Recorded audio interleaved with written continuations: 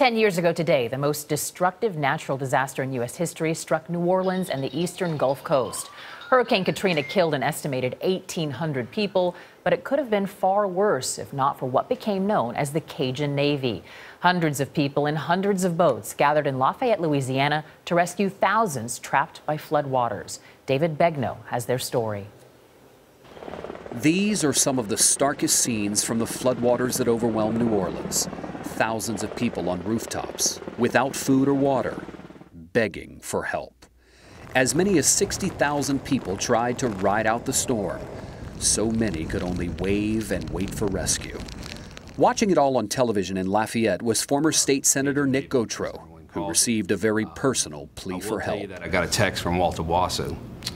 He was a senator at the time that I served with in the Senate, and his text was simple: my people are dying.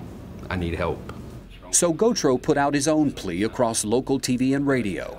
South Louisiana journalist Trent Angers. And they announced anybody wants to go help the people in New Orleans, please come to the Acadiana Mall. They expected 24, 25 boats.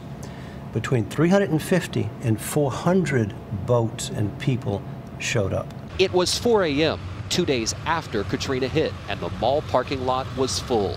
David Spazzali was there. They might not have even used their boat or trailer in a long time. So you had some axle problems, you had some boats that were askew on the trailer. But the spirit was, I'm going to go help, I'm going to hitch it up. Gautreaux recalls warning of victims drowning and armed robbers roaming the flooded streets. If you're afraid of death, possibly you could get shot or killed, then this is not a place for you to come. And I will tell you, there's not a person to turn around. What rolled out of Lafayette was a makeshift flotilla that has come to be called the Cajun Navy. An 8-mile convoy of boats made the 2-hour ride to New Orleans. Altogether, the Cajun Navy is credited with rescuing more than 10,000 people from flooded homes and rooftops. It's still very painful. Sarah Roberts was one of the rescuers. 10 years later, she still gets emotional thinking about those she saved. It's hard to talk about, hard to certainly think about. What are the things that you can't forget? How desperate people were, how eager they were to trust people they didn't even know, but they were just so grateful that someone cared about them. It was a rescue effort that was initially stopped at the water's edge.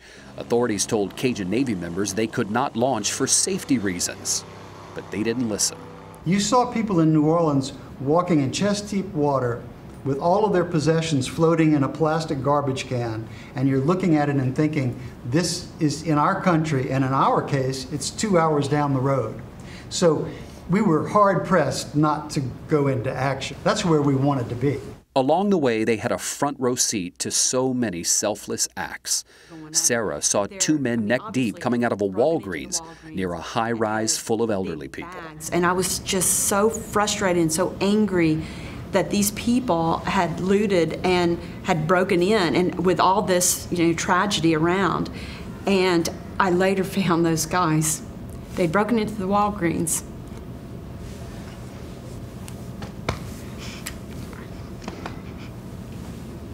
To get medical supplies for those elderly people. Before David Begnaud and his friend Keith Bates could get around law enforcement and into the city, they slept in a parking lot overnight, listening to cries for help on a local radio station. It was people calling in, wanting help. Begnaud maybe? Or, you couldn't sleep, just hearing the people calling in, telling their situation, where they're located. They can't get anywhere. There's water everywhere. I'm in my attic. I can't get out. Last week, for the first time since he was rescued, Father Hampton Davis had a chance to thank his rescuer, Nick Gautreaux. Thanks for not listening to those people who said, don't go in there. The former senator rescued a group of seminarians and priests from Notre Dame Seminary, which was surrounded by looting and arson.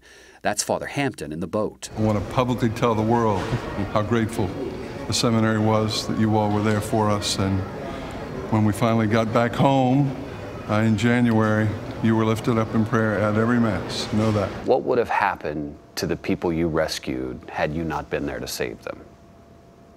Do you think about that? If we would have had to wait for the federal government to be down here to help people, You know how many people would have died? During Katrina, General Russell Honore was put in charge of the federal response. Weapons down! Weapons down, damn it! This Louisiana native and three-star general saw to it that the priority of his men and women was search and rescue.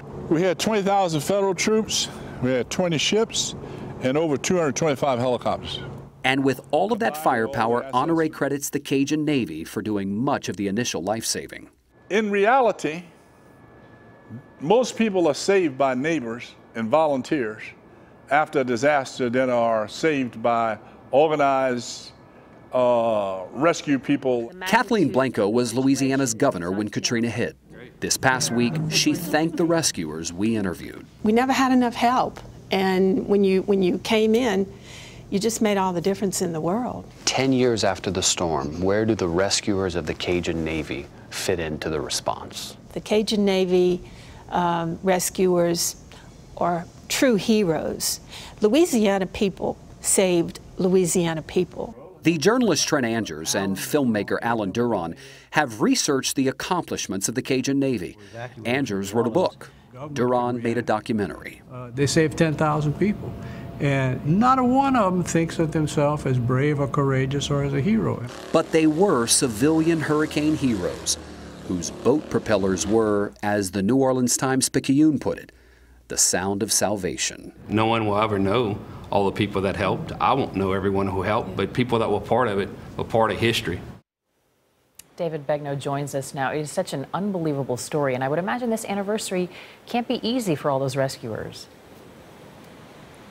You know, Vanita, I was struck interviewing the Cajun Navy rescuers by how many of the faces they are still haunted by today. Sarah Roberts, for example, sent me a text message yesterday with a picture of an elderly woman who she got to higher ground, and she never heard from her again. Did she survive? Did she move somewhere else? There are so many people who were transported out of the city of New Orleans, and all these rescuers could do was pluck them, put them in a boat, and bring them to higher ground, and then they would take off again. It's so good that they were there. David Begnaud, who's in Miami this morning. Thanks, David.